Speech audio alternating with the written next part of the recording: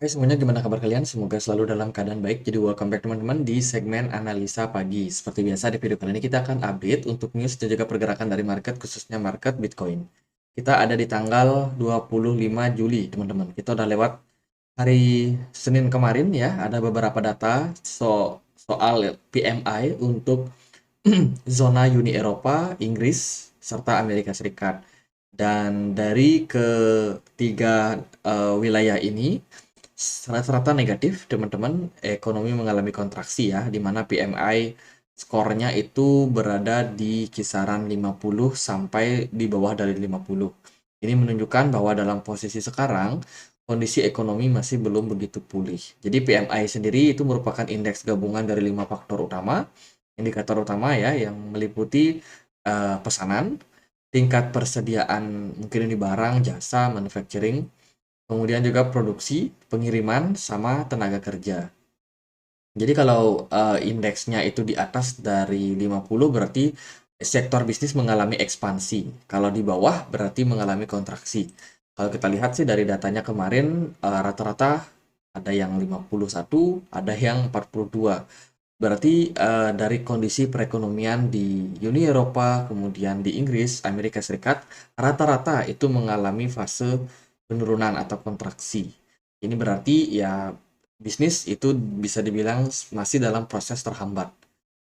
Jadi itu data yang kita dapat di perdagangan kemarin. Terus perdagangan hari ini akan ada beberapa data. Salah satunya adalah data soal consumer confidence. Ini yang dapat rate bintang 5, teman-teman. Dan ini bisa sangat berdampak sama volatilitas dari market. Sebelum besok-besoknya kita dapat beberapa data lain ya, selain dari data penting tadi, yaitu adalah penjualan rumah. Kemudian di hari Kamisnya itu baru kita dapat data soal FOMC meeting. Jadi masih sangat banyak data yang akan kita lihat, teman-teman. Oh ya, di Indonesia sendiri akan ada interest rate decision ya untuk Bank Indonesia, apakah naikin suku bunga lagi yang sekarang ada di kisaran 5,75% atau bahkan bakalan masih pause lagi. Jadi itu beberapa data dari kalender ekonomi.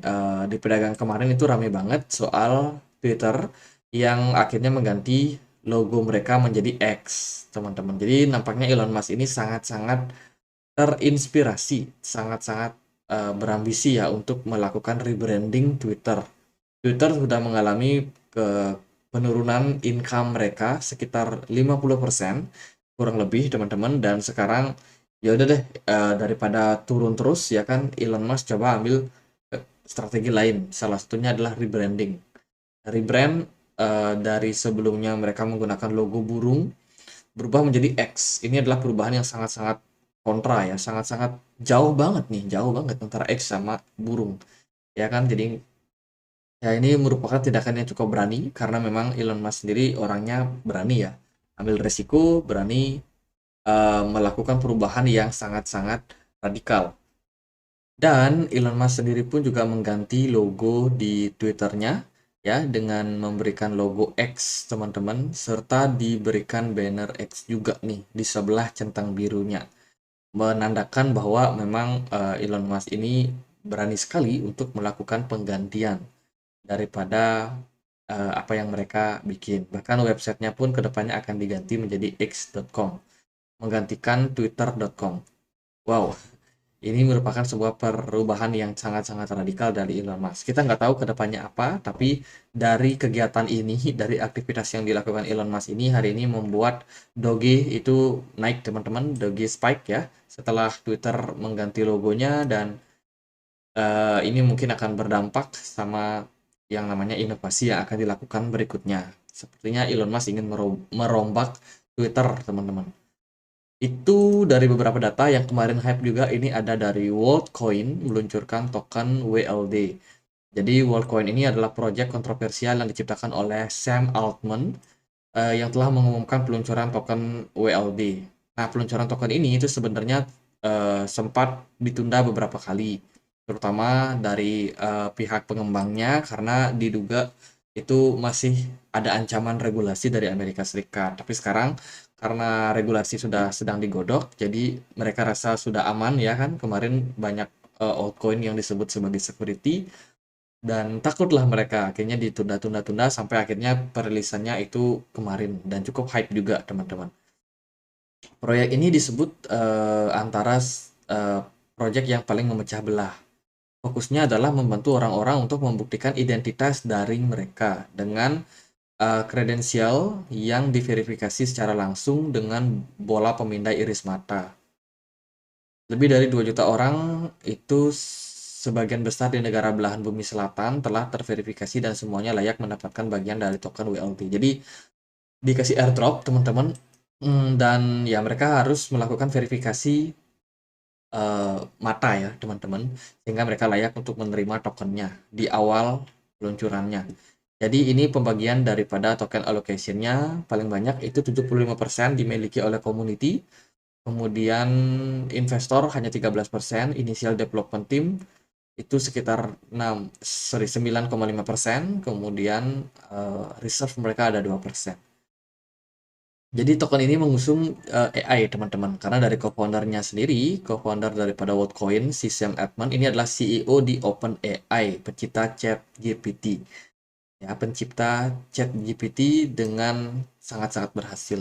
Mungkinkah token baru ini juga mengusung teknologi AI dan mengintegrasikannya ke depan dengan ChatGPT? Ya kita nggak tahu, karena di awal listing tampaknya WLD itu mendapat antusiasme yang sangat-sangat banyak ya daripada masyarakat teman-teman. Peluncurannya udah listing di beberapa beberapa exchange.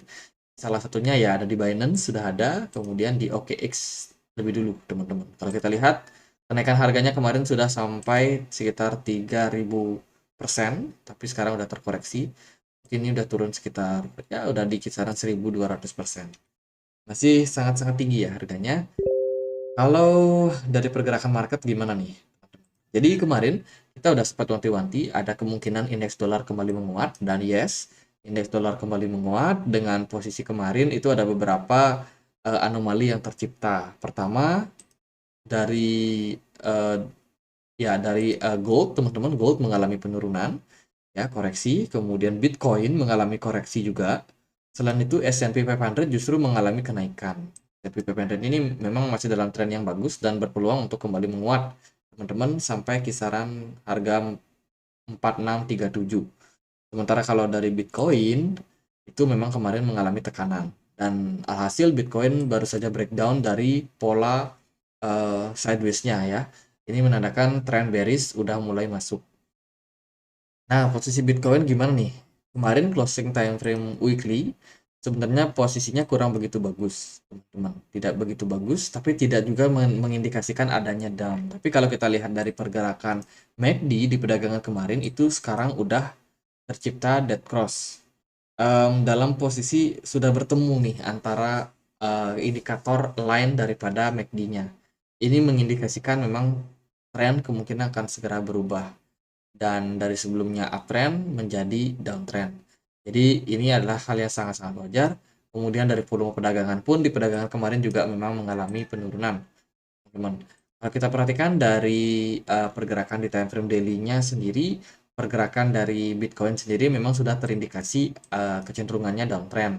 Kalau kita melihat dari pergerakan harga di kisaran 13 Juli sampai 14 Juli ini memang sudah mengindikasikan bahwa Bitcoin ada kemungkinan untuk koreksi. Dilihat bagaimana satu candle merah ini lebih besar daripada satu candle hijau di sini, yang menunjukkan memang tren kemungkinan akan downtrend, dan ternyata sudah terkonfirmasi hari ini.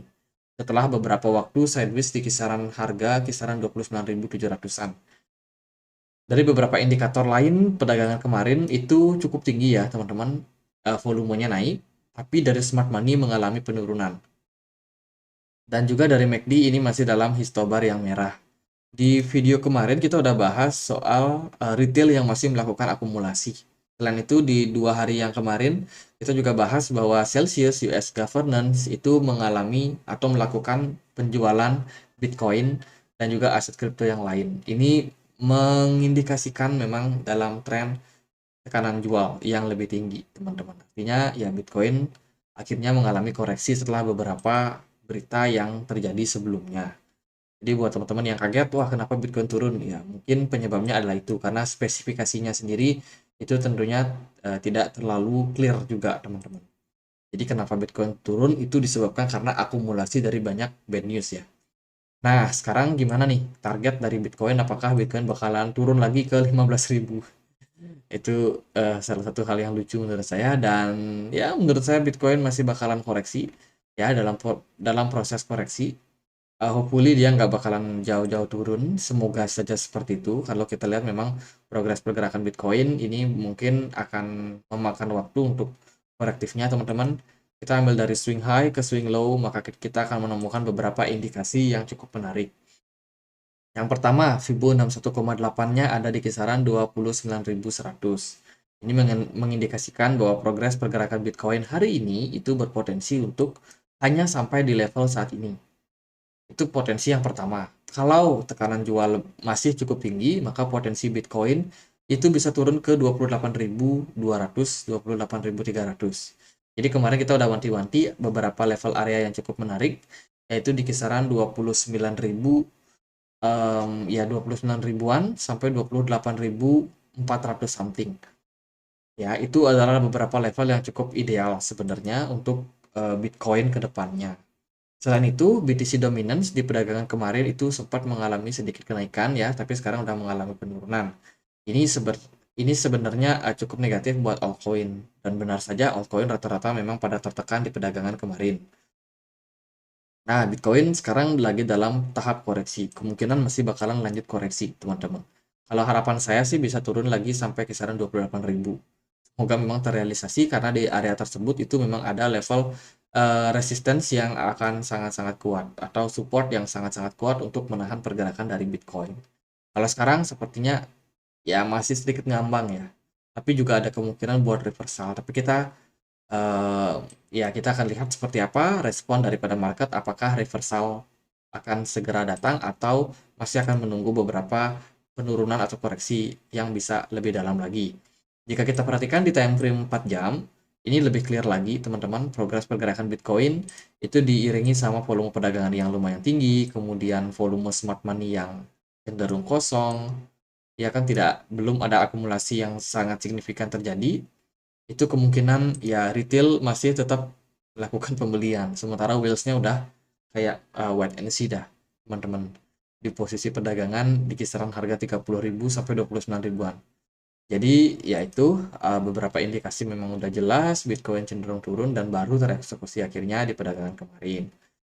Kemudian ya itu sih beberapa level yang teman-teman menarik untuk diperhatikan teman-teman. Sekarang kita dalam proses koreksi, semoga koreksinya nggak terlalu dalam, tinggal tunggu aja nih apakah muncul pola-pola reversal atau tidak ya untuk pergerakan dari Bitcoin. Sementara kalau dari pergerakan MACD di time frame 4 jam kemarin, MACD-nya udah cenderung merah, masih dalam histobar merah dan masih ada kecenderungan untuk membuat koreksi. Belum ada indikasi terjadi golden cross.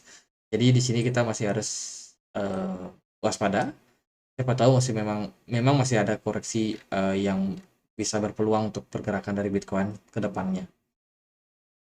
Ya itu seiring peningkatan US dollar masih harus kita waspadai, apalagi dalam minggu ini kita akan dapat data soal FOMC. Jadi ya kemungkinan kalau The Fed naikin suku bunga, apakah itu bikin market dump lagi? Saya rasa saya cukup yakin ya kalau hari ini kita dump, mungkin besok masih dalam proses koreksi. Kemungkinan ketika FOMC meeting, market udah nggak terlalu aktif jualan lagi, karena ya proses koreksinya sudah terjadi hari ini. Gitu. Jadi kurang lebih mungkin ketika The Fed naikin suku bunga atau ketika The Fed ya benar naikin suku bunga, market udah nggak kaget lagi. Karena mereka udah tahu lah, teman-teman. Jadi gitu aja. Semoga videonya bisa bermanfaat buat hari ini. Dan kalau teman-teman ada pertanyaan lain, ada pertanyaan buat dibahas, silahkan langsung tulis di kolom komentar. Sekian aja akhir kata saya Andri. Makasih.